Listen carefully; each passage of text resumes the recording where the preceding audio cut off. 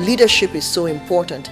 Our business has been to raise a new generation of leaders, and we have seen this thrust upon every program, upon every operation, and the mindset of every faculty, staff, and student is this is about leadership. In all we do, think leadership, the beginning leadership, 360-degree drive for leadership, and it is leadership at the cutting edge of learning.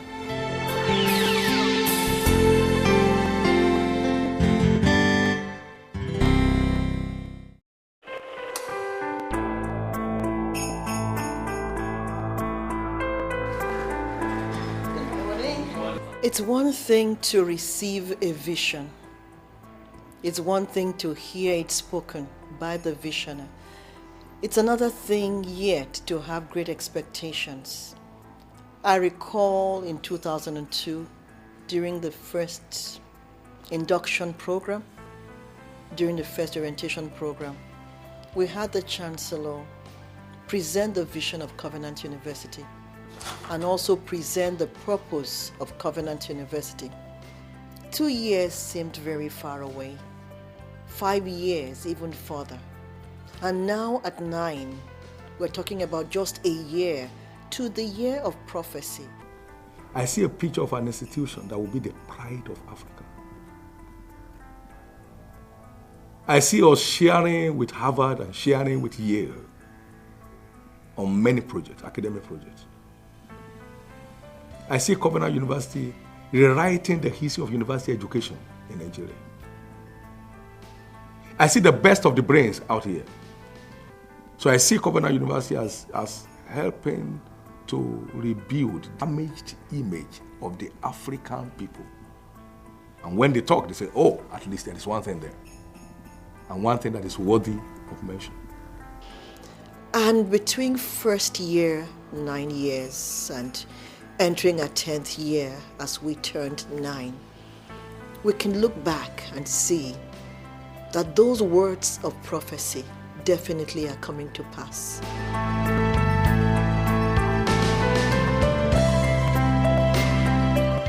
About 2 years ago, after one of our executive advanced programs, we came up with a terminology of GLOCAL, acting local but thinking global. And that is about a universal response.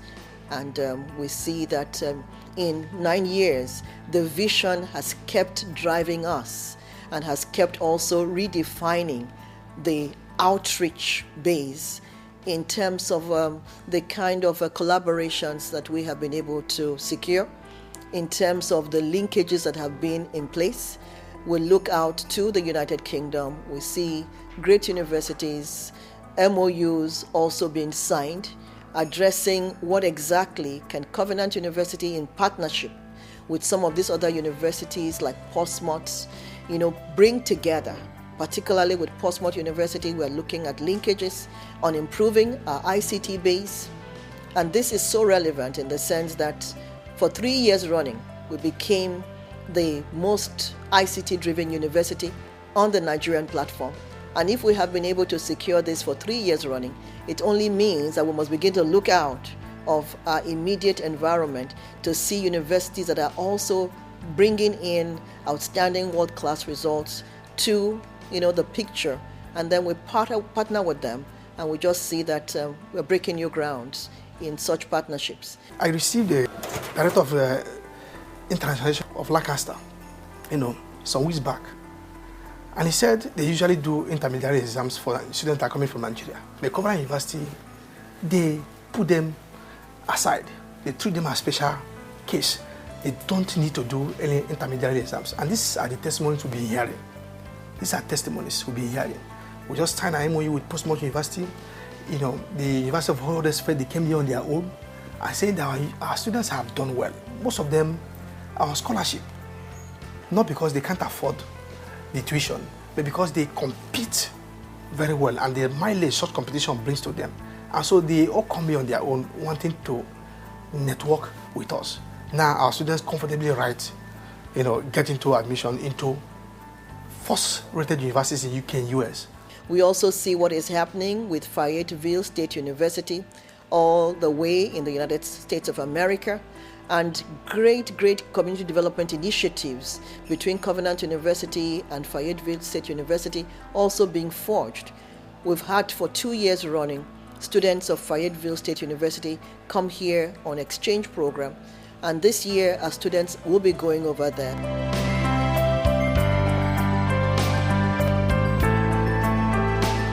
That just in July 31st, 2011, for the first time, we had a private university in Nigeria enter into Africa's first 100 universities in the Webometric ranking.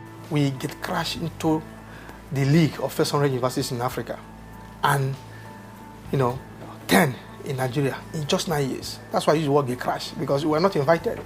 It was unexpected. We said this is where we belong, and so with that invitation, we're already there. For the very first time, the Ideas Trophy on the platform of Unilever came home to Covenant University.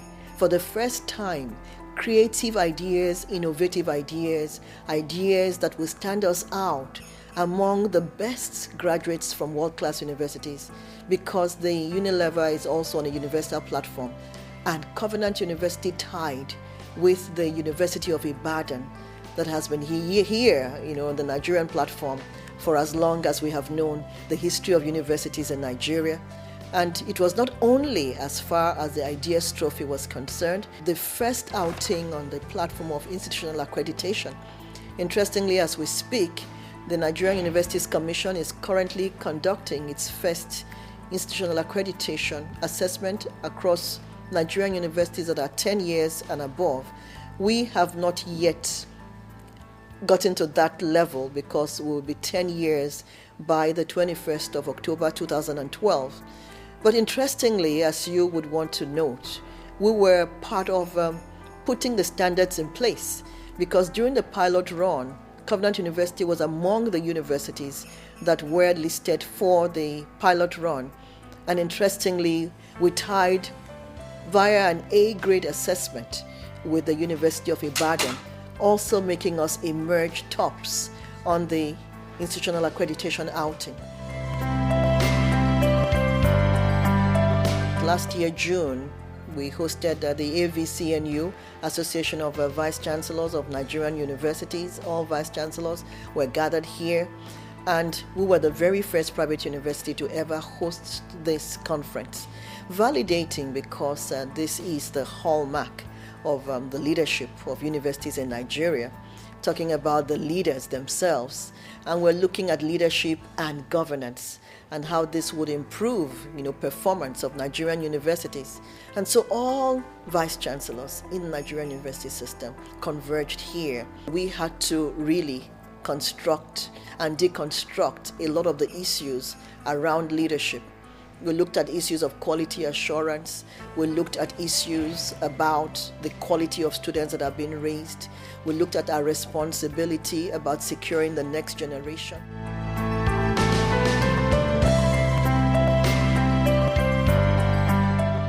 How do you begin to say a university that is 9 years, that recently hosted the launch of the global report, the UN Habitat Global Report, a report that has ever only been launched in world-class universities like MIT in the United States of America, London School of Economics in the United Kingdom, and then Covenant University in just 9 years. I think it's the operating principle of the university, to always probe, to always take nothing for granted, to always search. The idea of building alliances across the globe is what big universities are doing. A lot of Nigerian universities don't bother anymore, but they are really losing out. To form alliances and networks is one of the biggest areas. I know universities who will give you free access to journals online, but we don't even reach out. So what Covenant University is doing is extremely important. A lot of people might not see the benefit now, they'll see it in the future.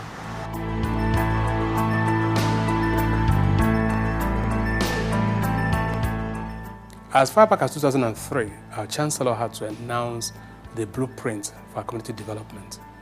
at a conference in faraway Kenya, in Nairobi, under the auspices of the Ford Foundation, he was able to announce to the world that we are coming in to impact our world in a unique way.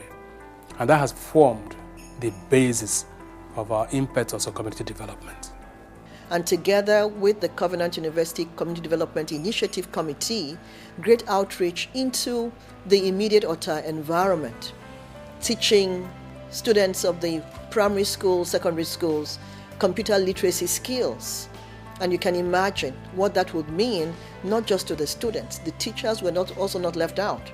Schools in the immediate environment of Canaan land also were not missed out on this. Once in a while when we go to the hospitals to clean, I remember the health care center at Iju. We always go there to cut the grass, mow the place for them, clean it up.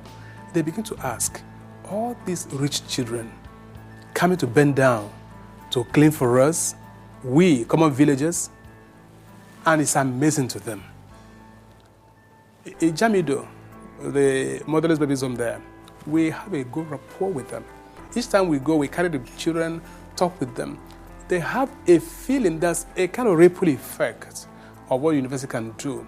So we are trying to bridge the gap between the so-called poor and the so-called rich.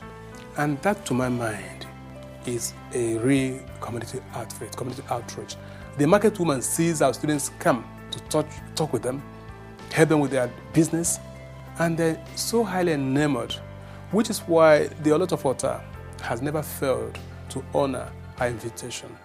He sees us as credible partners, unlike what you get in other universities, where the villagers feel threatened by the university. Many times they've even gone to war, full-blown war, fighting against universities. But their own case is different. They want us to come because they've seen a good ally, good collaborators in us.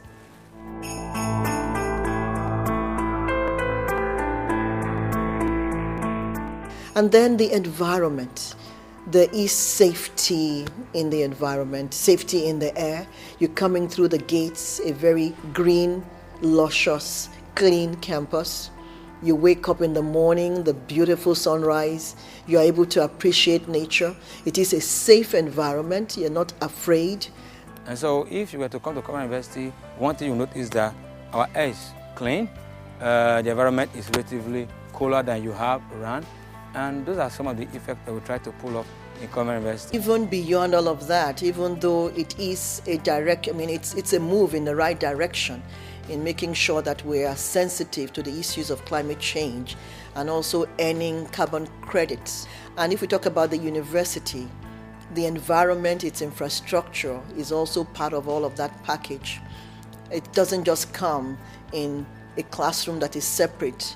If it has to be a residential classroom, residential campus, the environment is part of it. You want a place where students and faculty are able to be inspired, a place where they are in peace and harmony with nature, a place where they are able to catch great insights and think, and not just think, but think solutions that are definitely out of the box solutions. In line with our spirituality core value, the Jesus factor has really gone ahead to open up doors, bring us to great opportunities, and attract great faculty here. We see the hand of God in virtually everything that has happened here. Essentially, the chaplaincy drives that through the 7 core values, of which spirituality is the core of the core values. Some of them come to testify to us personally. I remember one recently, just about a month ago. After he shared his testimony, we actually gave him an opportunity to share it in a small forum in chap. He said when he came to this school, he didn't want to come at all.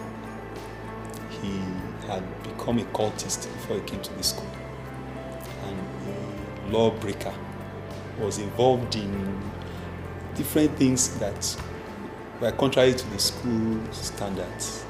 Now, this is the testimony that is quite amazing to me. Even though he had made a commitment to Christ initially, but he said he fell back. By September this year, he said he made a definite commitment to God. As at the time he met me in October, 2 of his friends had given their life to God based on his personal testimony.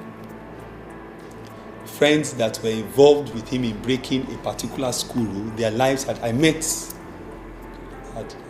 2 of those guys, and I know that they are both standing in God now. God has been doing miracles in their life. The truth is that the society has abdicated their responsibility of taking care of the young ones. And so, but God has helped us. We have the chaplaincy, we have God's servant, the chancellor, who is always there to give the needed spiritual touch and support.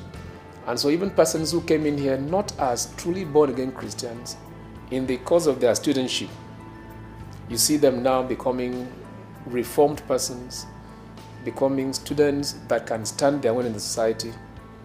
And so, yes, there may be 1 or 2 challenges here and there in terms of indiscipline in some aspect, but basically, majority of our students are doing well. And we're having this validation from even the external context to show that indeed they are doing well. God's word is what defines change. God's word is what determines change. God's word is what drives change. And when we are talking about spirituality, we are talking about essentially bringing God's word to reality in the lives of people for practical change. A number of them just so raw, as they come very young from secondary school, and they're just wondering. They've heard a lot about Covenant University. They've heard about the regulations. They've heard about our insistence on doing things in terms of raising a new generation of leaders. The grooming that you must get in what we call a Royal Academy. You are being raised, and these students are being raised as new generation leaders, so not just anything would go. The grooming process can be quite demanding. But it's about preparing them to take their place in society, to go out and demonstrate the fact that they have been raised as leaders. And this is the mindset, this is the mentality. So from those very early steps, you now see them secure and ready to step out to take their world. In Covenant University, you cannot escape being disciplined, whether directly or indirectly. You will feel the pain of discipline. Oh, brother, I felt the pain of discipline in Covenant University because things were not always the way you wanted it to be done.